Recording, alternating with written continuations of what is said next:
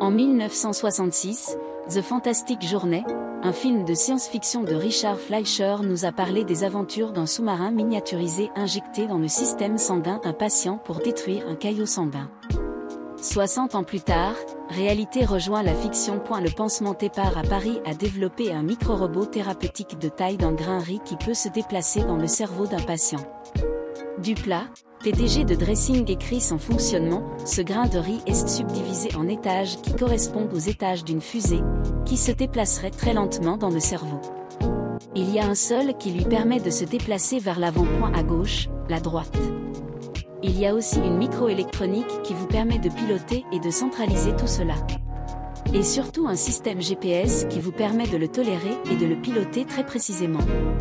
Contrairement au film Fantastic Voyage, pas d'humains dans la fusée bien sûr, mais des neurochirurgiens qui gèrent micro-robots l'extérieur. Bertrand Duplat est premier à reconnaître, il a été très inspiré par film à développer son micro-robot qui est à Axandravay étape, aujourd'hui, de l'expérimentation et des essais précliniques sur les modèles cerveau existants. Les tests sont, pour le moment, très concluants selon lui. Il y a plus d'1 milliard d'humains qui sont touchés par des pathologies lourdes ou très lourdes du cerveau.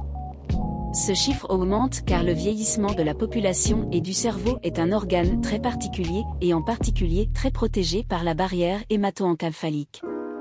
Traditionnel. Les approches ne fonctionnent pas bien. Nous avons développé ce micro-robot pour vous rapprocher le plus possible tumeur, dans zone très procédée, très difficile d'accès pour déposer médicaments ou implants qui traiteront les patients. Avec ce micro-robot, la science-fiction entre un seul étage en réalité.